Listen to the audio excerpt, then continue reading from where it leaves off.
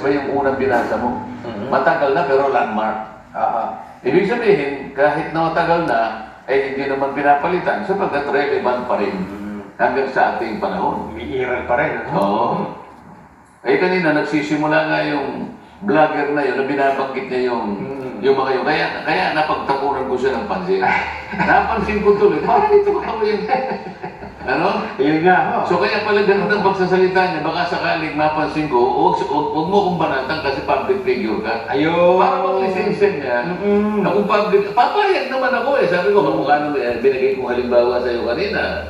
Na-discuss natin dito yung Nelson, yung isang babaeng vlogger, alam mo naman, na ako isinama sa isang billboard ng isang kumakandidato na ayaw niya pala yung kandidato na yun sapagkat ito daw ay maraming asunto ng ganito. Hindi ba may kulang na lang na murahin din niya ako. Sabi ko, pinatawad ko na yun sapagkat ang nakita niya, ang pagkakala niya ako, nagkamali siya. Pero yun may pinagbatayan siya, yung pagkakamali niya na ano eh. Pero ito hindi pagkakamali ito, kung babasahin mo, wala namang masama na extend mo yung kamay mo para sa isang naging leader ng ating bansa.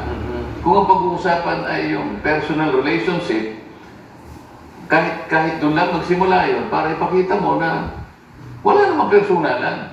Naging official siya ng ating bansa, naging pangalawang pangulo.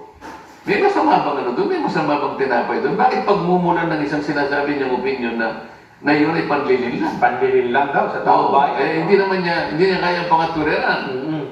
Abogado naman siya. Akala ko ba abogado ka nga mo?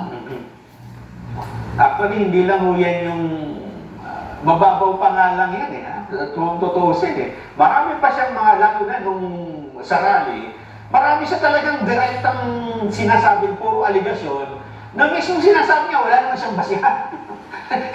Kaya natatawa na lang ako nung nandoon at sinabi niyang halos hindi siya makasagot Dahil sa alam niyang hindi niya... Nabanggit niya rin yung INC rally. O sige na, kung dumako tayo doon sa INC rally. Dahil po nagsalita po kayo ron, sabi niya. O inaamin kong nandun ako. Ano doon ka ako sa sinabi ko, ang may panlilin lang. Sabihin mo ka ako para